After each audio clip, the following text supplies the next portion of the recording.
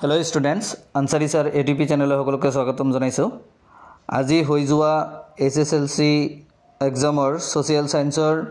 MCQ 45টা প্ৰশ্নৰ উত্তৰ দিবলৈ ওলাইছো গোটেইকেইটা সঠিক উত্তৰ এবাৰ মিলাই চাব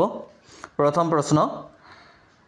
ঐক্যবদ্ধ বংগ এটা বৃহৎ শক্তি দ্বিখণ্ডিতকৰণেৰে বৃহৎ বংগ শক্তিক ভাঙি চিঙি চুৰমাৰ কৰিব কথাষাৰ কাৰ আছিল শুদ্ধ উত্তৰটো হ'ব অপচন এ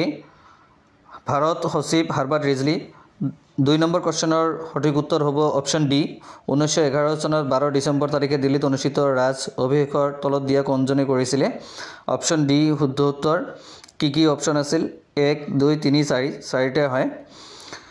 3 নম্বৰ প্ৰশ্ন সত্যাগ্ৰহৰ কৌশল গান্ধীয়ে কোন দেশত পোনপ্ৰথমে প্ৰয়োগ কৰিছিল শুদ্ধ উত্তৰটো হ'ব দক্ষিণ আফ্ৰিকা অপচন বি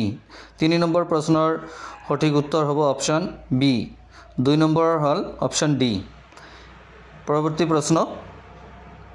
3 নম্বৰ প্ৰশ্নৰ পিছত 4 নম্বৰ প্ৰশ্নলৈ আগবাঢ়িছো মোক টেষ্ট দিয়া মই তোমালোকক স্বাধীনতা দিম কথাষাৰ কাৰ আছিল Netaji Subhash Chandra Bose option D 5 number প্ৰশ্ন প্ৰত্যক্ষ দাবী দিৱস কোন তাৰিখে পালন কৰা হয় অপচন এ 16 আগষ্ট 1946 1946 চনৰ 16 আগষ্টত প্ৰত্যক্ষ দাবী দিৱস পালন কৰা হয় প্ৰশ্ন নম্বৰ 6 অসমত দাস প্ৰথা কেতিয়া নিষিদ্ধ কৰা হৈছিল অপচন বি শুদ্ধ উত্তৰ 1843 চনত 7 নম্বৰ প্ৰশ্ন 1861 চনত সংগঠিত হোৱা কৃষক বিদ্ৰোহটো হল অপচন ডি ফুলগুৰিৰ ধোৱা এটো শুদ্ধ উত্তৰ কৃষক বিদ্ৰোহৰ প্ৰথম কৃষক বিদ্ৰোহ আছিল আৰু এটো 1861 চনত সংগঠিত হৈছিল ফুলগুৰি নামৰ ঠাইত ফুলগুৰিৰ ধোৱা পৰৱৰ্তী প্ৰশ্ন অপচন ডি নম্বৰ শুদ্ধ উত্তৰ প্ৰশ্ন নম্বৰ 8 8 নম্বৰ প্ৰশ্ন 1881 চনত উত্তৰ কাছাৰৰ জয়ন্তীয়া বিদ্ৰোহৰ নেতৃত্ব কোনে দিছিলে শুদ্ধ উত্তৰটো হ'ব সম্বোধন ফংলোচা 9 নম্বৰ প্ৰশ্ন অসম ছাত্ৰ সন্মিলন গঠিত হৈছিল শুদ্ধ উত্তৰ অপচন এ 1916 চনত তাৰ পিছতে 10 নম্বৰ প্ৰশ্ন উত্তৰ পূব ভাৰতৰ প্ৰথমখন চিকিৎসা মহাবিদ্যালয় ক'ত স্থাপন কৰা হৈছিল শুদ্ধ উত্তৰটো হ'ব অপচন ডি ডিব্ৰুগড় প্ৰশ্ন নম্বৰ 11 নম্বৰ প্ৰশ্নত জনাকী যুগৰ ত্ৰিমূৰ্তি বুলি নিম্নলিখিত কোন কেইজন সাহিত্যিকক জনা যায় অপচন বি অৰ্থাৎ 2 নম্বৰ 3 নম্বৰ আৰু 4 নম্বৰ অপচনটো শুদ্ধ উত্তৰ হ'ব 12 নম্বৰ প্ৰশ্ন ৰাজ তৰংগিনী কোনে ৰচনা কৰিছিল অপচন সি কহলন 12 নম্বৰ প্ৰশ্নৰ শুদ্ধ উত্তৰটো হ'ব অপচন সি আৰু ইয়াৰ পিছত 13 নম্বৰ প্ৰশ্নটো হল মেঘালয়ত খাসিয়া জনজাতি কোনটো নিগোষ্ঠীৰ অন্তৰ্ভুক্ত অপচন বি অষ্ট্ৰিক গোষ্ঠীৰ 14 নম্বৰ প্ৰশ্ন সবচৰকুট কোন ৰাজ্যৰ পৰম্পৰাগত উৎসৱ অপচন সি মিজোৰামৰ পৰম্পৰাগত উৎসৱ হল সবচৰকুট এইবাৰ প্ৰশ্ন আগবাঢ়িছো প্ৰশ্ন নম্বৰ 15 নম্বৰ প্ৰশ্নত আছে অসমীয়া গদ্য সাহিত্যৰ সূচনা কোনে কৰিছিল ভট্টদেৱ অপচন এ শুদ্ধ উত্তৰ 16 নম্বৰ প্ৰশ্ন তলৰ কোনটো অনবীকৰণযোগ্য সম্পদ অপচন বি খনিজ তেল 17 নম্বৰ প্ৰশ্ন তলৰ কোনটো তৃতীয় বৃত্তিৰ অন্তৰ্ভুক্ত নহয় বুলি কৈছে নহলে অপচন এ বি ডি শুদ্ধ কিন্তু সি নম্বৰটো নহয় অন্তৰ্ভুক্ত নহয় অৰ্থাৎ অপচন সি তৃতীয় বৃত্তিৰ অন্তৰ্ভুক্ত নহয় বুলি কোৱা হৈছে পৰৱৰ্তী প্ৰশ্ন নম্বৰ 18 তলৰ কোনটো বিলুপ্তপ্ৰায় প্ৰাণী ইয়াৰ শুদ্ধ উত্তৰটো হ'ব মিথুন এশিঙীয়া গড় নহয় হাতী নহয় বৰটকলা নহয় 19 নম্বৰ প্ৰশ্ন তলৰ কোনটো সেউজগৃহ গেছৰ উদাহৰণ নহয় অপচন ডি অক্সিজেনটো সেউজগৃহ গেছ নহয় পৰিৱেশৰ স্থানীয় সমস্যাৰ এটা উদাহৰণ অপচন সি এটা ক্ষুদ্ৰ উদ্যোগ কৰা সীমিত ভূমি প্ৰদূষণ এটো স্থানীয় সমস্যাৰ উদাহৰণ কোৱেশ্চন নম্বৰ 21 মাটিকালি হিচাপত পৃথিৱীৰ বৃহত্তম দেশ কোনখন পৃথিৱীৰ বৃহত্তম দেশ বুলি কৈছে হে শুদ্ধ উত্তৰটো হ'ব অপচন সি ৰাছিয়া কোৱেশ্চন নম্বৰ 22 এছিয়া আৰু আফ্ৰিকা মহাদেশক কোনখন সাগৰে পৃথক কৰিছে অপচন বি শুদ্ধ লোহিত সাগৰে 23 নম্বৰ প্ৰশ্ন কাইৰো কোনখন দেশৰ ৰাজধানী ইজিপ্তৰ অপচন বি শুদ্ধ 23 নম্বৰ প্ৰশ্নৰ শুদ্ধ উত্তৰটো হল অপচন বি ইজিপ্ত 24 নম্বৰ প্ৰশ্ন 2011 চনৰ ভাৰতৰ লোকপিয়ল অনুসৰি অসমৰ শিক্ষিতৰ হাৰ কিমান শতাংশ আছিল শুদ্ধ উত্তৰ হ'ব অপশ্যন বি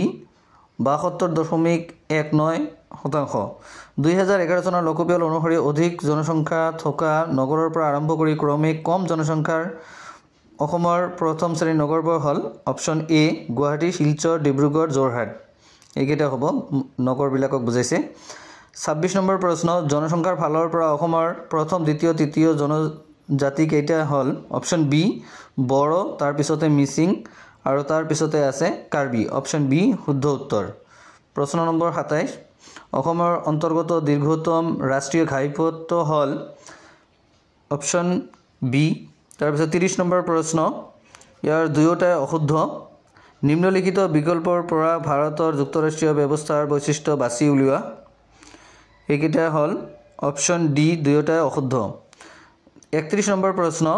ৰাষ্ট্ৰসংঘ দিৱস 24 অক্টোবৰ তাৰপিছত ৰাষ্ট্ৰসংঘৰ বৰ্তমান সদস্য ৰাষ্ট্ৰ সংখ্যা 193 খন ৰাষ্ট্ৰসংঘৰ বৰ্তমান সচিব প্ৰধান কোন বৰ্তমান সচিব প্ৰধান হ'ল এন্টোনিও গুটেৰেছ প্ৰথমজন আছিল ট্ৰাইব হাৰ্ডানলি কিন্তু বৰ্তমান হ'ল এন্টোনিও গুটেৰেছ হ'ল ৰাষ্ট্ৰসংঘৰ বৰ্তমান সচিব প্ৰধান ইয়াৰ পৰৱৰ্তী প্ৰশ্ন নম্বৰ 34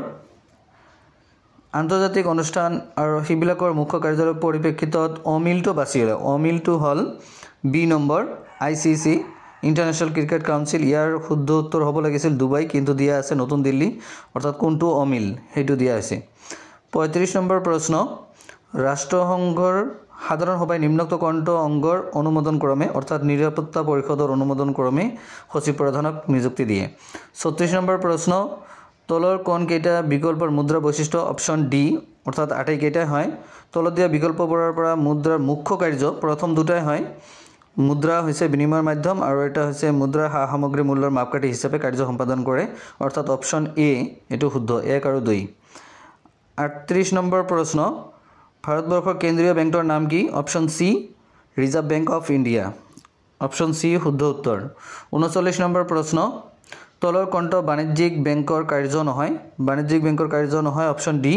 বাণিজ্যিক বেংকে কাগজী মুদ্ৰা ছপা কৰে 40 নম্বৰ প্ৰশ্ন নাবাৰ্ডৰ মুখ্য কাৰ্যালয় ক'ত মুম্বাইত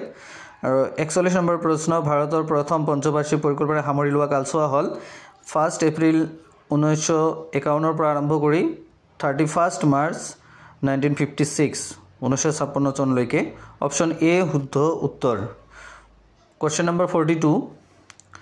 2015 চনত গঠিত নীতি আয়োগৰ অধ্যক্ষ কোন ভাৰতৰ প্ৰধানমন্ত্ৰী অপশ্যন বি শুদ্ধ উত্তৰ 42 নম্বৰ কোৱেশ্চন ইয়াৰ পৰৱৰ্তী প্ৰশ্ন 43 নম্বৰ কোৱেশ্চনৰ শুদ্ধ উত্তৰটো হ'ব অপশ্যন সি উদাৰীকৰণ আৰু 44 নম্বৰ কোৱেশ্চনৰ শুদ্ধ উত্তৰটো হ'ব ব্যক্তিগতকৰণৰ অপশ্যন এ শুদ্ধ উত্তৰ চৰকাৰী খণ্ডৰ অধীনত আৰু 45 নম্বৰ প্ৰশ্ন দেশৰ মুঠ জাতীয় আয়ক মুঠ জনসংখ্যাৰ হৰণ কৰিলে আমি পাওঁ জনমূৰি আয় যদি ভিডিঅ'টো ভাল লাগে তেনেহলে শেয়াৰ কৰিব আৰু চেনেলটো সাবস্ক্ৰাইব কৰি ৰাখিব পৰৱৰ্তী ভিডিঅ' পোৱাৰ কাৰণে আৰু যদি কোনোবা